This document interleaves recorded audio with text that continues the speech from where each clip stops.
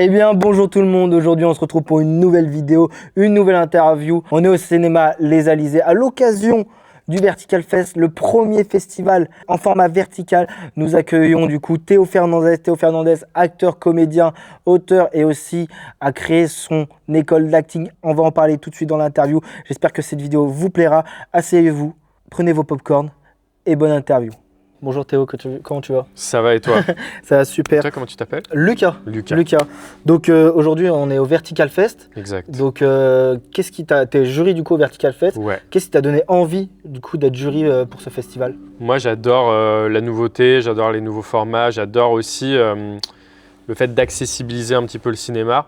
Quand on fait des festivals où c'est à l'horizontale, ça demande quand même un certain budget, un certain matériel, etc. pour faire des courts-métrages projetables au cinéma. En vertical, on accepte plus facilement ce qui est tourné peut-être avec du matériel moins coûteux. C'est plus accessible aux gens, donc il y a plus de gens qui peuvent participer, plus de gens qui peuvent montrer leur talent. Et je trouve qu'on a toujours besoin, quand on démarre, d'un petit coup de pouce, etc. Donc si je peux donner du temps, de l'expérience au maximum, je trouve ça trop cool. Est-ce que tu es aussi un peu allé voir ce que les nouveaux acteurs, ce qu'ils proposent dans ce festival aussi, pourquoi pas? Bien sûr, et puis surtout même sur Instagram, au final, c'est des formats qui vont sur Instagram, donc je regarde beaucoup. Et je vois qu'en fait, il y a déjà du cinéma sur Instagram. Il y a beaucoup de web-séries humoristiques.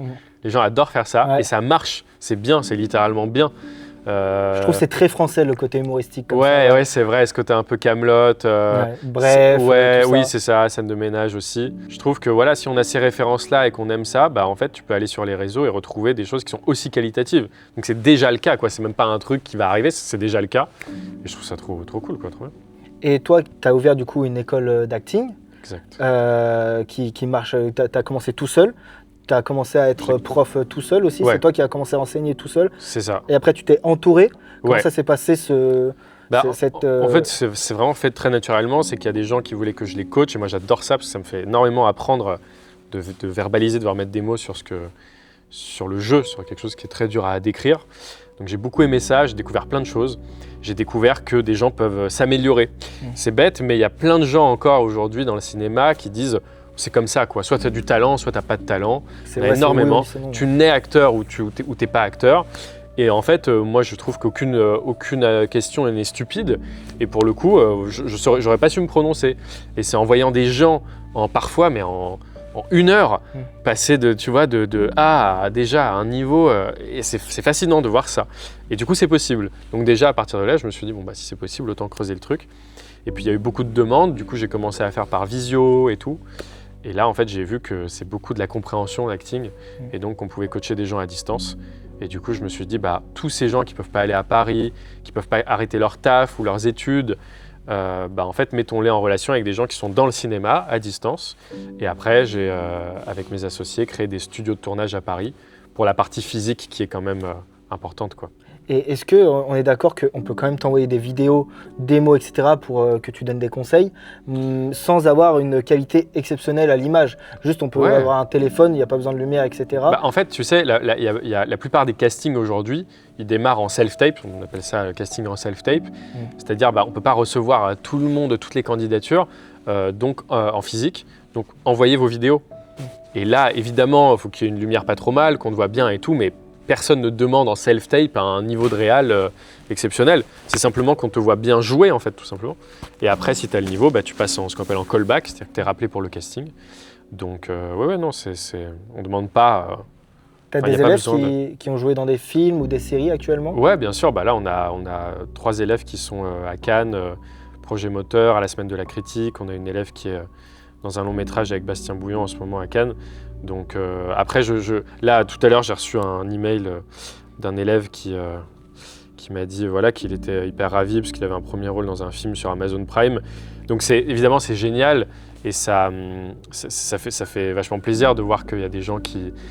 Mais j'aime pas trop la stratégie de regarder, il y en a qui ont réussi. En fait, on s'en fiche. Il y a des gens qui vont faire un court-métrage qui va tellement changer leur vie, alors qu'il y a des gens qui vont, j'en connais, qui finissent sur Netflix, mais après, pendant 2 ans, il n'y a quasiment plus rien.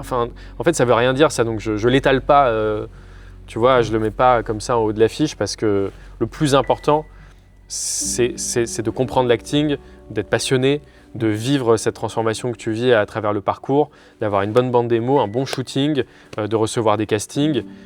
Et après, voilà, le succès d'un jour, ça ne fait pas une carrière, donc on ne peut pas se reposer là-dessus. Est-ce que, en tant qu'acteur aussi, tu n'as pas peur d'être accroché à un rôle? Par exemple, si je prends l'exemple de Daniel Radcliffe, ça lui a beaucoup porté préjudice, le rôle d'Harry Potter.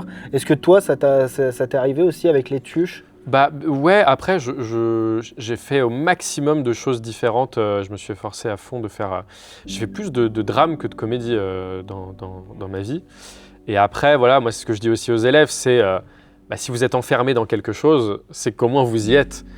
C'est mieux d'être enfermé dans quelque chose que d'être dans rien. Et c'est là où c'est la technique du pied dans la porte. C'est qu'au final, j'ai toujours le même rôle au cinéma. Oui, mais tu as un rôle au cinéma. C'est déjà chouette. Et après, c'est des choix de carrière qui sont très subjectifs. Chacun l'amène comme il veut. Mais moi, je sensibilise les élèves là-dessus. Oui, peut-être qu'au début, vous allez jouer le cliché de ce que vous représentez. C'est chiant, personne n'aime. Mais au moins, c'est de la visibilité. Et montrer à l'intérieur ce que vous savez faire. Et les vrais professionnels du cinéma, ceux qui ont l'œil, ils vont faire... Il est capable de faire autre chose, je vais le voir en casting. Ça marche comme ça. Toi, ça t'a pas du tout porté préjudice? Certainement, mais le problème, c'est que les gens ne m'appellent pas pour me dire qu'ils ne vont pas me prendre. Donc, si tu veux, je ne reçois pas d'appel pour me dire, voilà, juste, je me suis dit, pourquoi pas toi? Puis en fait, tu as fait les tuches, du coup, certainement pas. Ça, évidemment, ça n'arrive pas. Et franchement, si ça arrive, je trouve ça ridicule. Je veux dire, que des gens, par exemple, aient pas suffisamment aimé mon jeu dans les tuches pour ne pas vouloir me voir ailleurs, ça n'a rien à voir avec les tuches, ça a tout à voir avec moi. Et s'il y a des gens qui ont aimé mon jeu, mais parce que c'est les tuches qui ne veulent pas le voir, j'ai pas envie de les voir non plus, donc tout va bien. Il y a des rôles que tu regrettes ou pas aujourd'hui? Non, pas du... Peut-être parfois j'ai fait des courts-métrages juste parce que je savais pas dire non et au final je vois le court-métrage, je me dis c'est quand tu commençais ça ou non? Même pas. C'est que je sais pas dire non. Moi. Je sais pas dire non et je suis très copain et je suis très loyal et je suis très. Tu m'as rendu service un jour. Tu vas t'en je vais voilà. Et parfois ça me porte un peu préjudice, mais bon, encore une fois, faut faire ses choix. Moi je préfère être dans l'action, faire des choses quitte à me casser la gueule, plutôt que de rien faire du tout. Et voilà, mais là aujourd'hui, dans mes choix, je favorise des projets qui ont du sens, avec des gens qui ont un vrai, ce qu'on appelle un pourquoi. Pourquoi tu fais le film, à qui tu veux parler.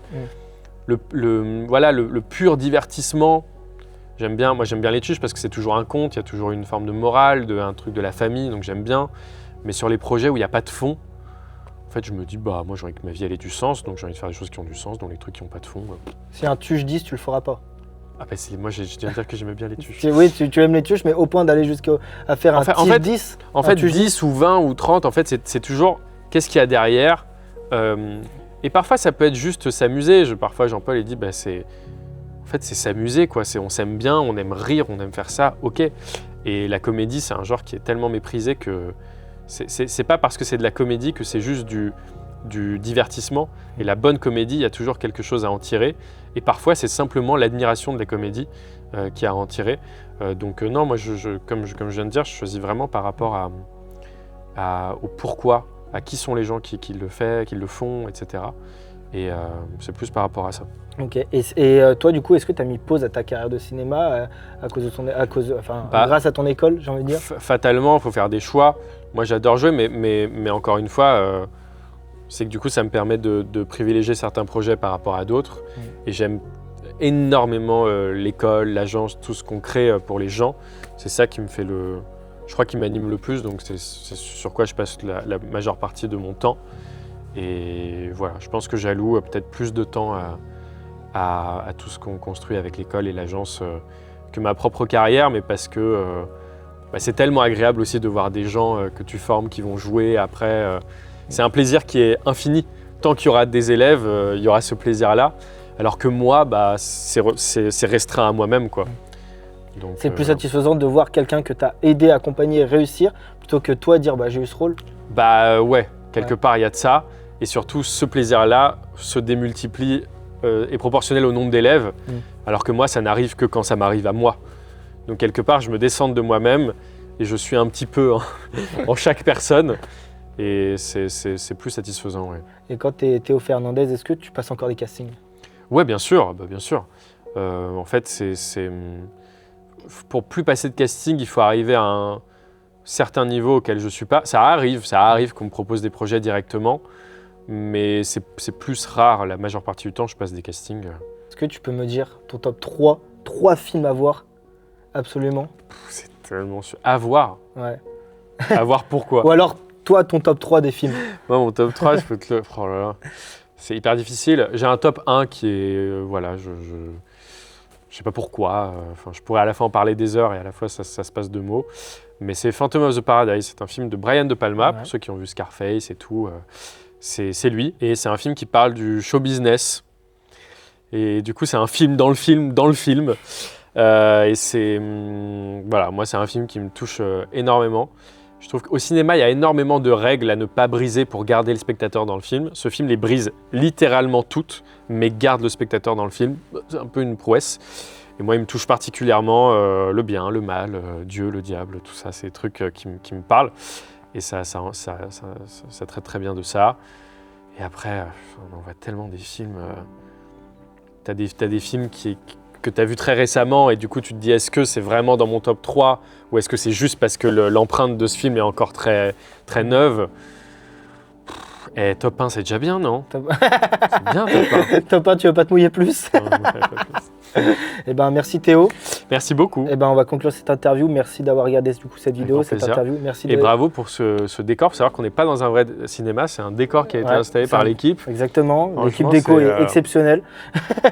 Non, je peux pas dire ça parce qu'il faut remercier le cinéma quand même. Les Alizés. C'est ça, les Alizés, du coup, qui est partenaire du coup du Vertical Fest, auquel tu es jury. Exact. Donc voilà, et bravo, très beau setup, franchement, c'est classe. J'ai l'impression d'être chez Hugo Décrypte Bravo les gars, merci beaucoup. Merci. Allez, ciao.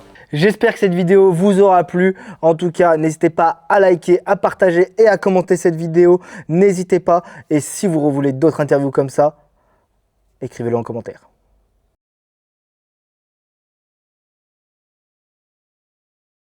6, 7